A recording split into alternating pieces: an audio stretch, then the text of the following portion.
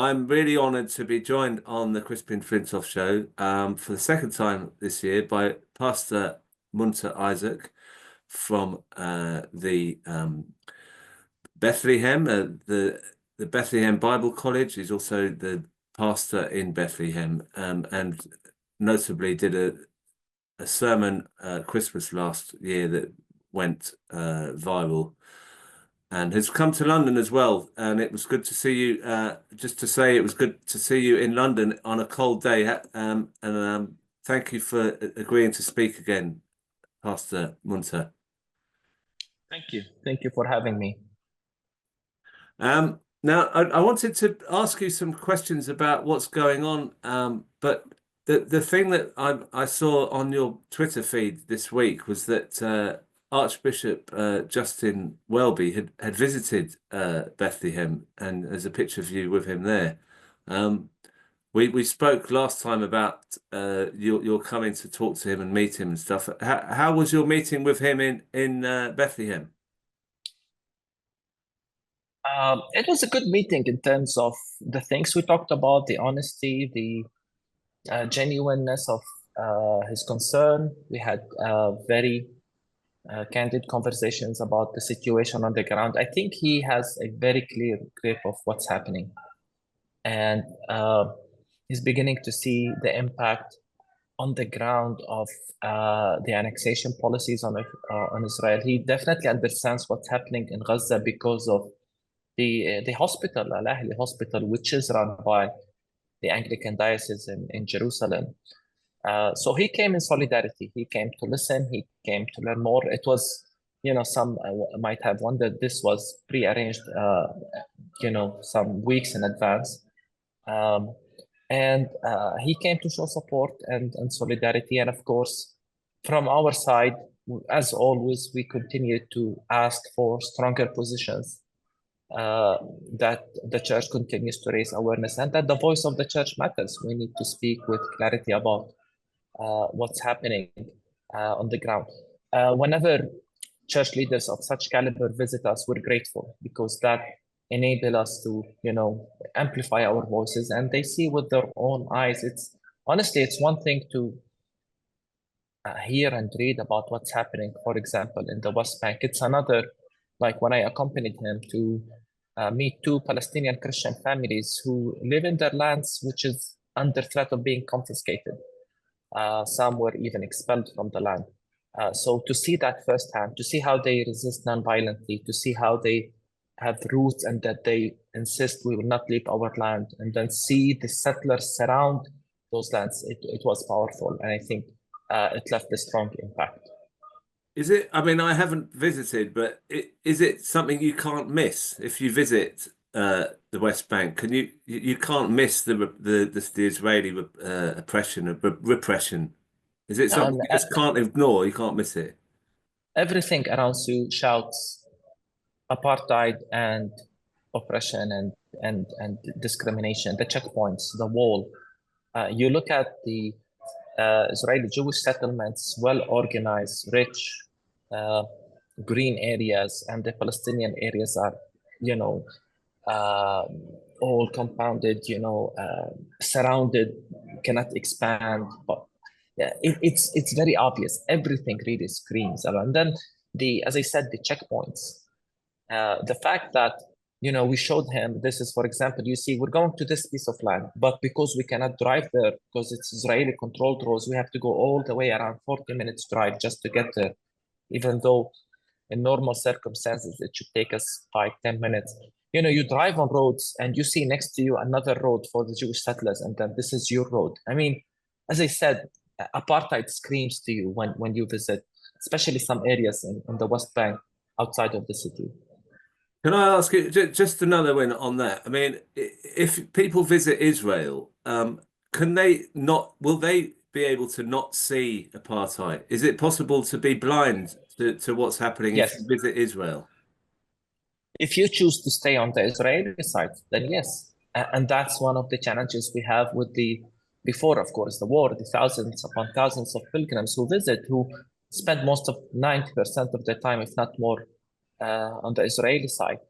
And there are areas on the Israeli side where the wall from one side is completely covered with trees and hills, so that they don't realize it's actually a separation fence. So you could come and stay on the Israeli side and spend all your time without, with us completely being dismissed, ignored on the other side. Unfortunately, that is possible if you choose to ignore it and just stay on the Israeli side. All right. Well, it's interesting how why would they try and disguise it? It just seemed bizarre. Surely they should be open about it. Well, obviously I'm joking, but so look, the other thing that's happened that we spoke about last time was the Pope Francis, because you'd gone to visit him before we spoke last time. It was in February, I think, when we spoke. But this story has come out in the last week. Pope Francis calls for investigation to determine if Israel's attacks in Gaza constitute genocide. I mean, it seems late, but I can see that you're someone who will just look for progress if you can find it, and that's something, isn't it? Yeah. So to be just to clarify, I haven't met with the Pope, but colleagues and friends of mine met Oh, as were part of that oh, okay, yeah, delegation. sorry. And they sent very clear description of what's happening. It is progress. I mean, let's not forget that the Pope also said it's terrorism what's happening. I think the Pope is speaks with genuineness. He sees the pain, he understands how deep it is. But to use the word genocide, I think is extremely important, because now we're hinting for accountability. Now we're hinting that these are war crimes that those who committed them must be held accountable. Yes, of course, I wish those words were said earlier. And of course, he's still saying, let's investigate. And I wish more church leaders realize what's happening. Uh, it's amazing to me that the experts don't actually disagree. Professors who teach in departments that are specialized in international law and Holocaust studies and genocide studies, they don't agree. They all understand, including the Israeli ones. It's a textbook case for genocide. And so part of me wishes more church leaders take these findings and studies, and now even the UN studies, they take them more seriously. And before that, the ICJ, I mean, just read the reports. And what's interesting that the genocide discussion was, maybe reached its peak last year during the South African case. Yeah. And when you read the case from South Africa back in January last year, it was so compelling. And then to think this was January, and now it's December or November of this year. How many months have passed, and they're still clearly denying aid from Entelig. Now they're openly conducting ethnic cleansing in the north of Gaza. Truth is obvious. Everyone understands what's happening, but it seems uh, decision makers have no political desire, they don't have it in them to fight for this. I think it seems people are content, and maybe people are waiting. Okay, let's wait what Trump does. But no one is moving seriously and with this urgency, first to end the war, and second, to hold those who commit war crimes accountable. Yeah, so I mean, as you say, it's progress, but anyway, it's something you're used to, I suppose, that people um, don't seem to move as they should be because of pressures they get from outside that you don't know about. Now that the other thing that's happened recently is that Donald Trump was elected as the president of the United States. Um, Now, he's not been someone that we would be hopeful about with the situation in Palestine. But he's also just picked someone as his next US ambassador, Mike Huckabee, who is an evangelical Christian Zionist. Um, can you explain? Because I mean, I'm a bit confused about the division here. Why are there these Christian? Where are these Christian Zionists coming from? What's their background? And obviously, that's difficult for you as a Christian that they're Christian, but at the same time, they're kind of uh, ignoring the situation that's happening in Palestine? Yeah. Before I talk about Mike Huckabee and Trump, let's be clear that the Biden administration was not good for Palestinians. Before October 7th, no progress was made towards any peaceful settlement. It wasn't as if they were making things better. It wasn't as if they even moved to reopen the representation office of the PLO in the United States, which was closed during the Trump presidency.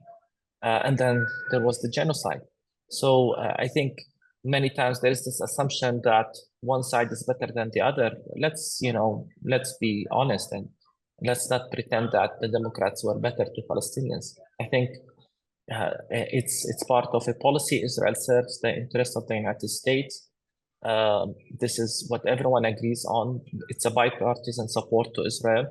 Maybe the method differs between the two sides, but ultimately they're both Zionist in their support. But definitely we're very concerned about Mike Huckabee and others who seem to function from a different sphere of reality, which is the biblical one, rather than what's happening on the ground. The reality on the ground, the political discussion, international law, the mere fact that Palestinians have been living in this land for generations upon generations. Huckabee comes from a very, very fundamentalist school of thought, which first of all connects biblical Israel with the modern secular state of Israel, connects the physical descendants of Abraham from biblical times with the Jews of today, and as such strongly believes that God promised the land as an eternal possession to the Jewish people. They are chosen, they are favored by God for a reason. They exist for to fulfill a plan, to fulfill a role in God's plan. They have a role in the future plan in God's ultimate plan for history. So they look towards the modern state of Israel not just as a fulfillment of prophecy, but as cherished by God. And then they also believe that Christians are judged by how they treat Jews and the state of Israel by extension. So they would tell you, if you bless Israel, God will bless you. And if you curse or go against Israel, God will curse you. What this means is they translate the religious beliefs, and it's one thing to debate these beliefs. I can spend hours discussing them. Does the Bible really teach that? But what's very concerning is that they want to impose these beliefs not just on us Palestinian Christians or Middle Eastern Christians, but on the wider Arab and Palestinian community. They come from a position of superiority because they believe the Bible is said this, they know for sure it has said this, and they want to implement it over against the will of those who don't even believe in the Bible or believe in that interpretation. And they make the discussion or the reality a religious conflict. So how are we even to have a conversation when your side of the argument, I believe our God gave the Jews the land? So how can I have a conversation? Because now you're taking the position of God and you want me to accept your position as that of God. And it's not as if they're trying to separate their political understanding from their theological beliefs. So Huckabee is clear, there is no occupation. Well, occupation is a technical term that is applied in the international law. To him, it doesn't matter. It's Jewish land because the Bible says so. So Huckabee is willing to trump the international law, even the human rights of the Palestinians, because, as I said, he functions from within this theological sphere. He doesn't see. So when Huckabee says there is no occupation, he's confusing his political worldviews with his theological beliefs. He's not separating, which is ironic given the fact that this is what they always insist everyone does, separate politics from religion. But he's willing to ignore facts on the ground, political realities, and go against them because he functions from within a totally different sphere of reality, that the theological one, the biblical one, To him, everything is the land of Israel. To him, it doesn't matter that even when I drop my kids to school every morning, I pass through an Israeli checkpoint, they put the gun us. To him, none of that matters. All of that, reality is defined by what he reads in the Bible. This is why it's really, really scary. It's really dangerous. Uh, and the fact that he's imposing this on us. Yeah, I mean, so where does his school of Yeah. Christianity come from? Because it can't have been. I mean, Israel was only founded in the Yeah. 1940s. How did it come around? What many people are not aware of is that Christian Zionists actually predate the modern Zionist Jewish movement and outnumber Jewish Zionism. So there are more Christian Zionists than there are Jewish Zionists. And Christian Zionism as an ideology is actually older than. So the idea that Jews must gather in Palestine to and establish a homeland in preparation for their salvation actually originated in many Christian circles, especially in Protestant Europe and especially in the UK. This whole belief of the restoration of the Jewish people. So we all are aware of the Zionist slogan, a land without people for a people without a land. Christian Zionists said this before, quite differently, but it's the same meaning, a country without a nation for a nation without a country. And part of it stems honestly from anti-Semitism. They didn't see Jews as belonging to their countries. They looked at them as a nation without a country, even though Jews lived in Europe. So they wanted to push them out of Europe. And then they thought this will usher the second coming of Christ. This will usher their restoration, meaning their conversion to Christianity. And of course, when during the British Empire, some saw in them as allies to the empire's interest in the East, in the Orient. In midst of, all of this is covered in theological biblical language, and at the heart of it is the confusion between biblical Israel and the modern Jewish people. So all of this is older than the state of Israel, for sure. Is the situation deteriorating in the West Bank? How would you see it in the last few months? Much worse than ever. The only reason we're not talking about the West Bank is the genocide in Gaza. Honestly, I've never seen it this bad in the West Bank in terms of control of our lives, checkpoints. It's taking us hours to drive from one Palestinian area to the other. Checkpoints are becoming more and more severe. Lack of jobs, bad economy, despair, people openly talking about we have no future, we might as well leave. I've never seen this much desperation because of the restrictions that are implemented on the ground. I mean, in terms of numbers of people killed or arrested in the West Bank in the last year, it's record numbers.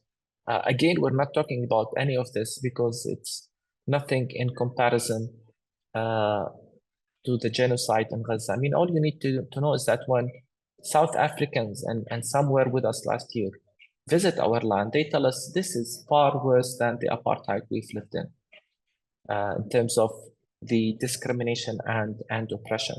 I think it's all part of a systematic plan to make as many of us leave and surrender to this difficult reality. Now, before you go, Pastor Munther, I just wanted to let you know that over here we appreciate all that you've been doing, especially when you came over to London. You made a big impression, and we voted for you in a poll as a hero of the year. I'll just show you. There's you're. I'm not sure which month you'll be. But what month would you like to be in the calendar? Well, to be honest, I don't see myself as a hero. The true heroes are the people in Gaza, those who are sacrificing everything so that the world knows the truth, those in the medical sphere, the first aid responders, even the volunteers in the tents, and these are the true heroes that we should honor. So whatever month you choose, I hope that the story is them, not myself. Even when I think of myself as a pastor, I think of the clergy and the Orthodox and Catholic churches there who are living in the midst of a genocide, trying to take care of the people in the church. Honestly, I don't care which one is chosen as long as the focus is on the true heroes of Bethlehem. Well, I appreciate you saying that. We just need to. You are someone who highlights what's going on very well, and that's why you've been chosen, because you're a good advocate. And I'm honored, of course. But those I who understand voted, exactly yeah. what you're saying. So I totally understand what you're saying. Thank you for saying that. But one other thing as well, just before you go, because your signal will break, I'm sure, again very soon.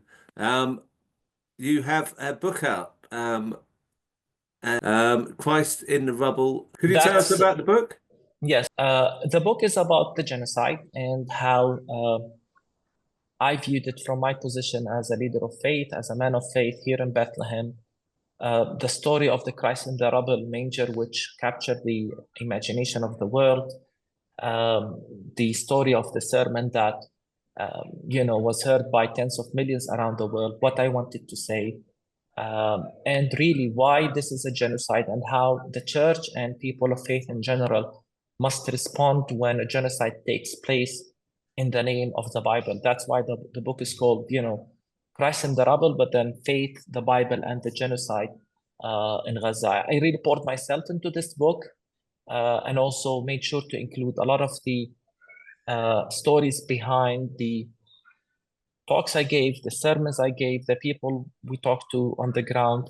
And again, the message is clear. We need to rethink the way we read the Bible in terms of the fact that many supported this genocide using the Bible, and how faith actually can help us advocate for justice and move beyond diplomatic, naive ways of peacemaking into active solidarity, calling things by name, speaking truth to power, so that we make an impact in our world.